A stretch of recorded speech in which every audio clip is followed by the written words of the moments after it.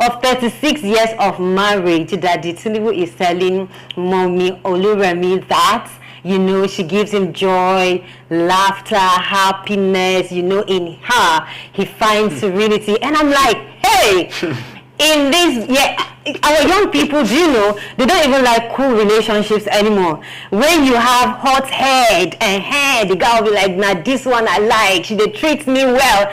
And I'm like, really? Why do people just love toxicity like this now? But you see, trust me, if you want a long-lasting relationship, and I'll keep saying it, maybe you don't know me, but let me tell you, one thing you need to know is that anything I say, keep paper and your pen close to you and keep marking it.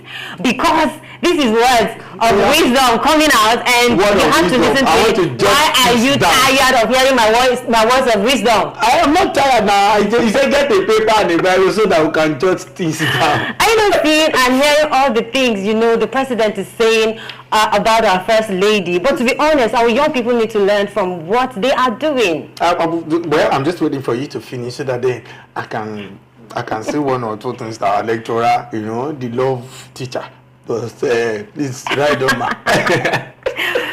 Oh my God, but this is actually amazing though. Just on the lighter note, but happy birthday to our first lady. When you're speaking of 36 years of marriage, I'm not married. I don't have kids. I'm not trying to do adverts, but sometimes when you want to contribute to a matter like this, you have to let them know where you are so that they don't say, and this guy is not married. So before you criticize me, let me surrender first. 36 years of marriage. And this woman was with Daddy when he contested to become the Senator of the Federal Republic of Nigeria.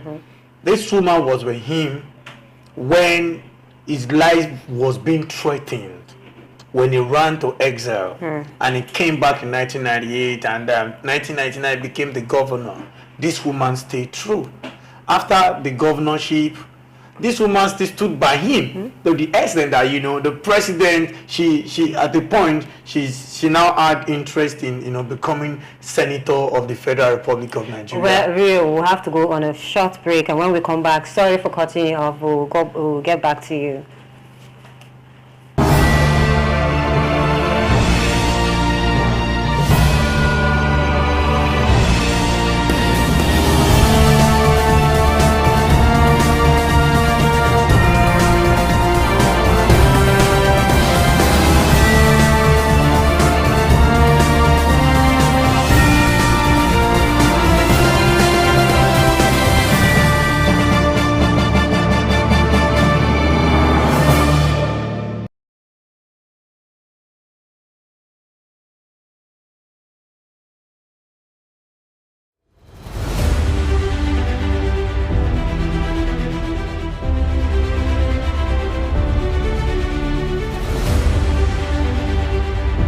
On Alive TV, taking a look at events in Nigeria.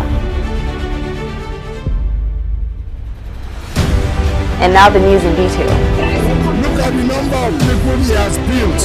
He has the capacity. And today, a historical reoccurrence is taking place right here in Jos. You need to be involved in the voting process. Your vote counts. Government, in spite of its lean resources, is running a welfare program for the most vulnerable in our country. We've never had that before.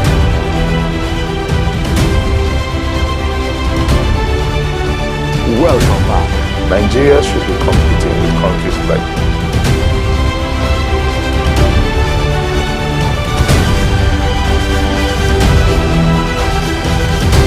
I am Kanti Aga.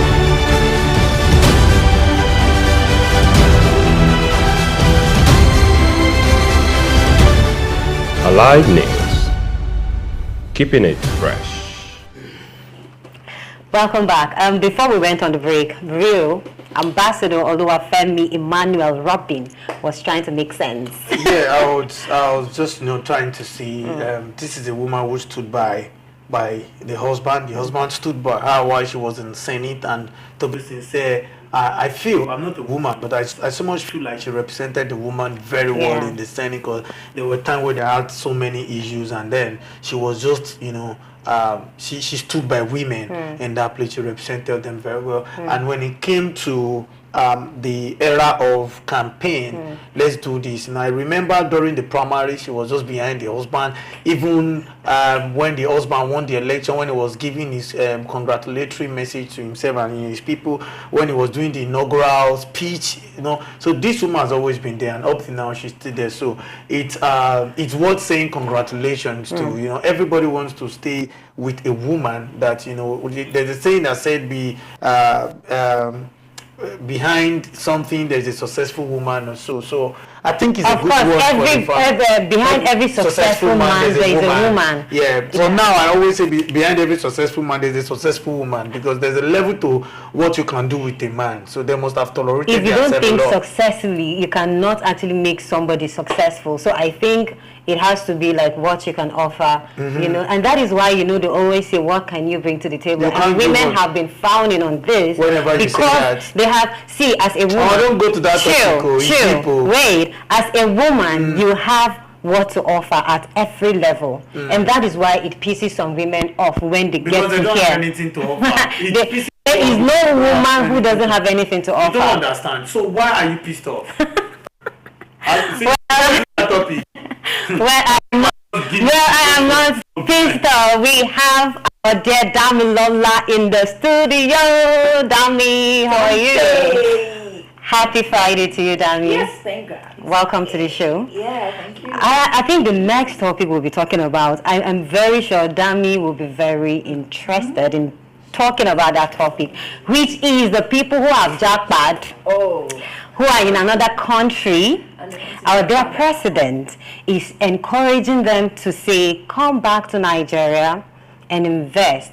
Come back to Nigeria and have better business opportunities, because we have better business opportunities in the country. That is what our dear daddy, as we call him on this show, our dear daddy, President Bola Ahmed Tinubu, says to the Nigerian youth or the Nigerian people living in diaspora. When you say jackpot, there are people that are living. That have jackpot, I said. You say jackpot.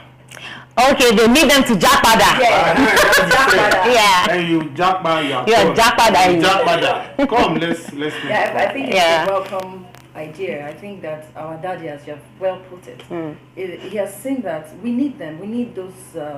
We have a lot of Nigerians who are doing very well abroad. They have added more, in more intelligence, more information, more everything in every aspect, from medicals to, you just look at Nigeria. I think you and I discussed something like that. We were talking about brain drain in Nigeria. Look at our hospitals. We have people who can actually do everything. Talk about the tech industry.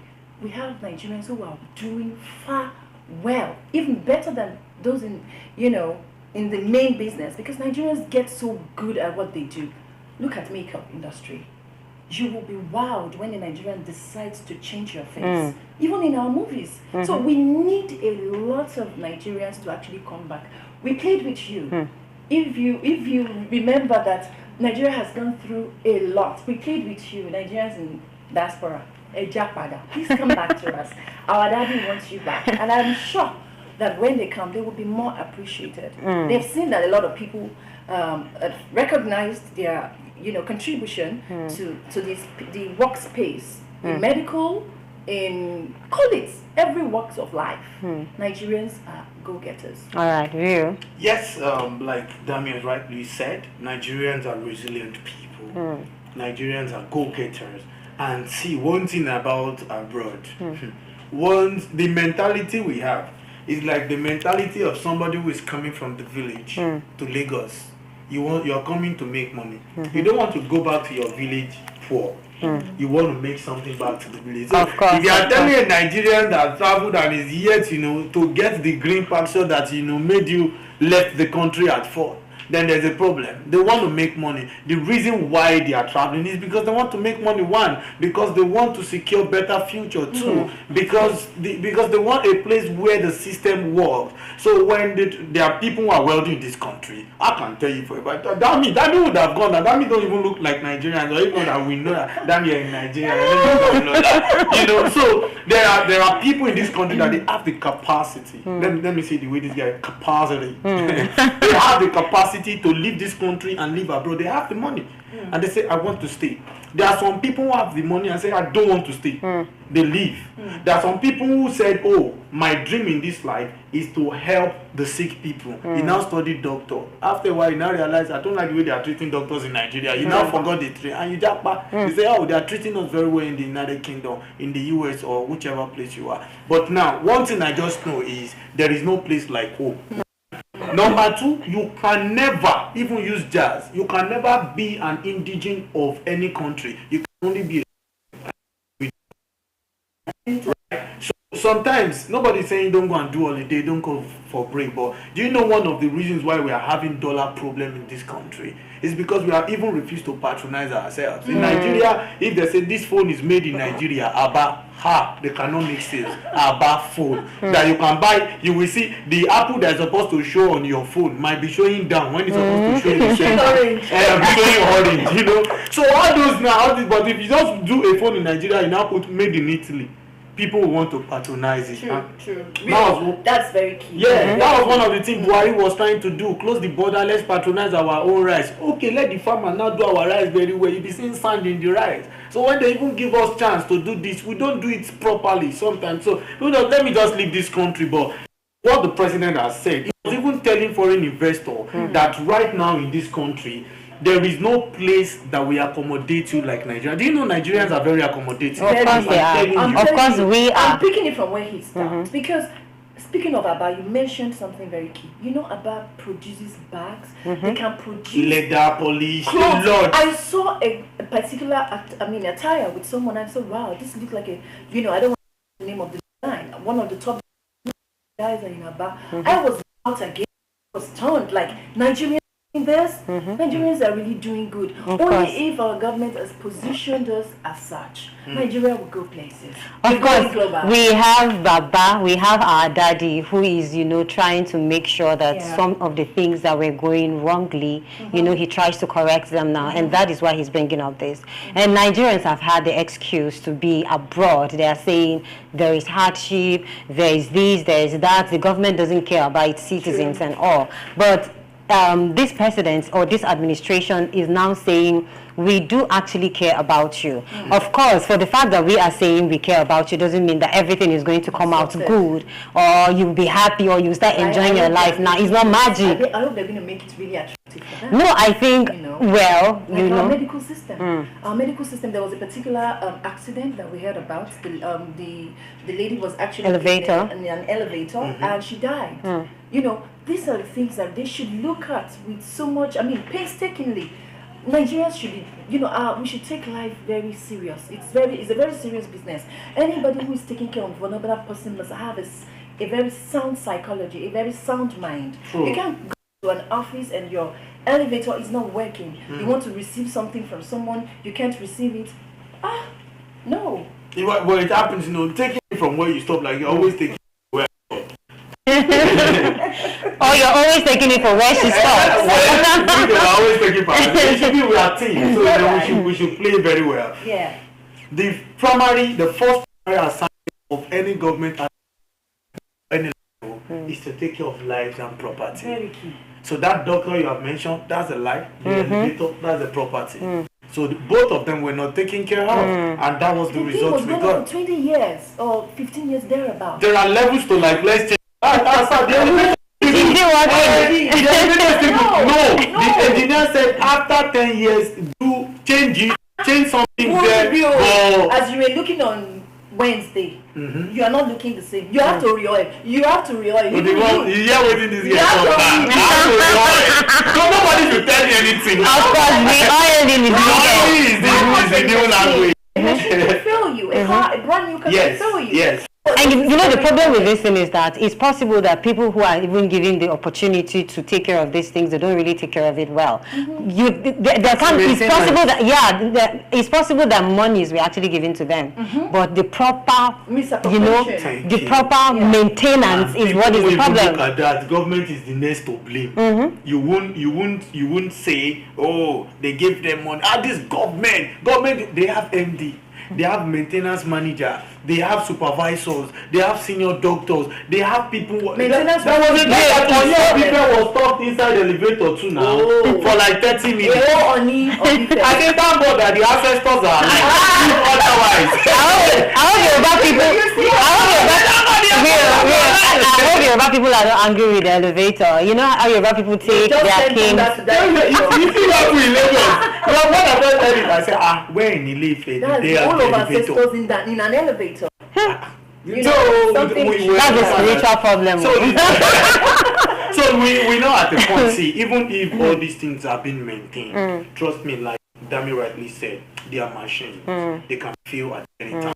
It's as simple as you parking your car at night, going to bed, you slept, you woke up, only for you to just go back to your vehicle and you can't start your car. And you be like, no, I drove this motor for several hours yesterday. What happened? That is machine for you. It can be very new, it can be very effective, but it can just break. It's like human being. A lot of people slept healthy yesterday and they wake them up this morning, they did not answer. So machine is still the same thing. So no matter how much you check on something, sometimes you even need to pray. Like when you say spiritual, I believe in spirituality. Everything is like spiritual. In Nigeria, we need to, up our game with the maintenance factor. Of course, yes. It has always been a problem. No doubt. I'm going to call out the Third Mainland Bridge.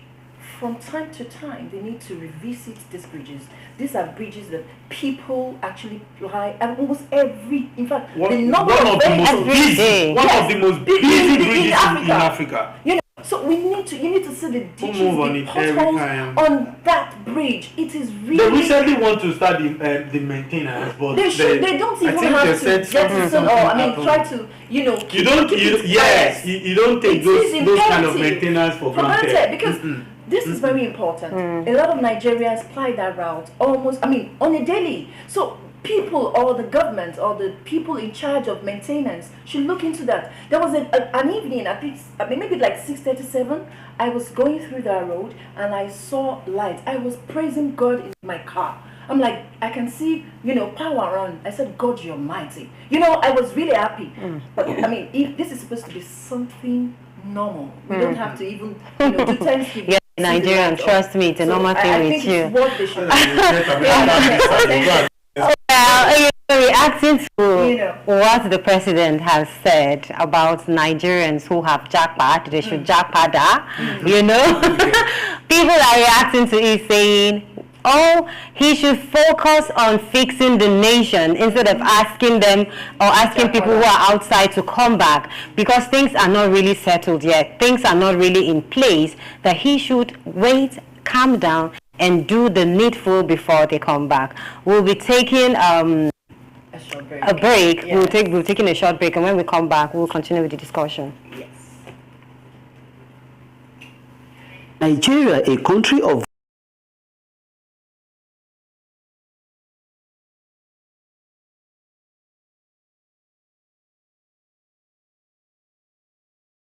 The Federal Republic of Nigeria, Asiwaju Bola Ahmed Tinubu's speech of him asking Nigerians in diaspora to come back home to invest as Nigeria is open to more business opportunities. Masses have said that the country is not ripe to call for Nigerians in diaspora to come and invest, as there are lots of problems to be dealt with. According to them, the president should focus on fighting insecurities, unemployment, health issues, amongst many others, before he can call home those outside the country. They added that it is not right to call home people without getting prepared for them, adding that President Tinubu has lots of assignments to do before the country gets ripe. At all, it's not advisable. It's not advisable. But for me now, if I have my own way, I can live today. So I don't advise anybody that is there to come back home, unless if they wish or they want to come. It's not advisable. All over the world, there is insecurity everywhere. Most developed part of the world, from United States to Europe to United Kingdom, there are insecurity. You can hear of gun violence in America. You can hear of other crises everywhere. So Nigeria is not different. But as far as we know, the current government is trying their possible best to address this pocket of violence here and there. And so that does not mean that people that have good intention cannot come in and do their investment. As far as we that are in Nigeria is concerned, Nigeria is still better off. Home is home. It's not advisable because once to say there's a job opportunity, they can come back. Nigeria, to be honest, like we have resources available, we don't have leaders. That's the issue. So it's not advisable for them to come back because there's no job opportunity and we are in poverty up to now. But they need to be talking to them gradually. Then everything will be going pari passu. As the government are tackling the insecurity, then the the diaspora that can also come and invest. This is Nigeria. We all have it together, and we need to build it together. So home is home, no matter how it may be. I don't think anyone should listen to him because this Nigeria nowadays, we that is living inside in Nigeria, we know what we are facing. No work, insecurity, everything just, you understand now. So as for me, they should not listen to him.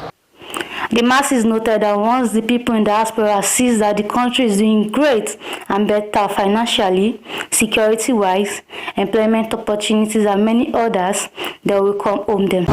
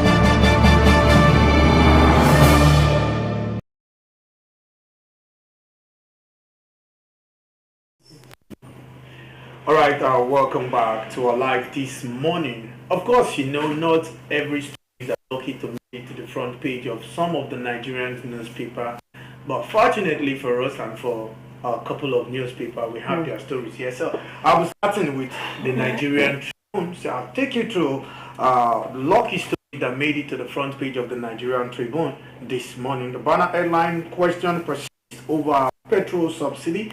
Federal government running course deregulation. Aikman said crude oil price forest further impact diesel price. You can get that on the page 6 of the Nigerian Tribune this morning. Other stories are trial of HIV vaccine starts in South Africa, United States of America too. Yet Tinubu files emergency appeal against U.S. courts order on release of academic record. Coronation rite begins Monday for new Ashei. CBN postpones September NPC meeting indefinitely. Shagamu court clash. Ogun lawmaker 6 orders in DSS nets. Mohbad's body exempted, autopsy done. Nurse in police custody. Edo deputy government begs Obaseki to forgive for forgiveness. Okay, that's the deputy governor, begging Obaseki. There was a video trending where he said, "Oh, I'm a loyalist of my principal, so I'm begging him anywhere where I've offended him, please forgive me." Says I am missing my governor. Well, deputy governor is missing his governor in the same state. That is Nigerian for you. Well, tribunal uphold Umba's victory as Enugu governor. My twang knows fate today. That is the governor of Plateau State. A little story of this: Tinubu holds investment in the United States of America, invest in Nigeria without fear, he says. And finally, on the Nigerian Tribune this morning, National Open nominations open for 2023 Obafemi Awolowo Leadership Prize. And quickly, I turn to Dami. Dami, what do we have in the Guardian today? Okay, the Guardian headline: Nigeria loses 1 trillion yearly importing active pharmaceutical ingredients. Wow. Now, Dangote modular refineries abandon petrol refining over return of subsidy. Here again, we have Tinubu files motion to stop Chicago Varsity from releasing academic records to Atiku. Ogun lawmaker, 6 others nabbed over Shagamu cult clash. MPC meeting postponed as CBN faces leadership vacuum. Same page, despite Tinubu's assurances, U.S. issues travel advisory to citizens. This is all we have on the front page of the Guardian newspaper. All right, quickly we check stories that made it to the front page of the Nation newspaper this morning. The banner headline this morning: Tinubu wants Nigerians and U.S. to invest back home. The Nation newspaper this morning. Of course, we have limited stories on the Nation newspaper. Shoaibu's office at Government House relocated. I'm sorry, that is coming from Shoaibu. I'm sorry, the deputy governor begs his boss. 22 lawmakers move to impeach Ondo deputy governor in that state. Banks raises 13 billion for subsidy paying palliatives. Shagamu, police arrest Ogun lawmaker, 6 others. And of course, Indian suspends visa to Canadians. Bonzo asks ECOWAS calls to free him.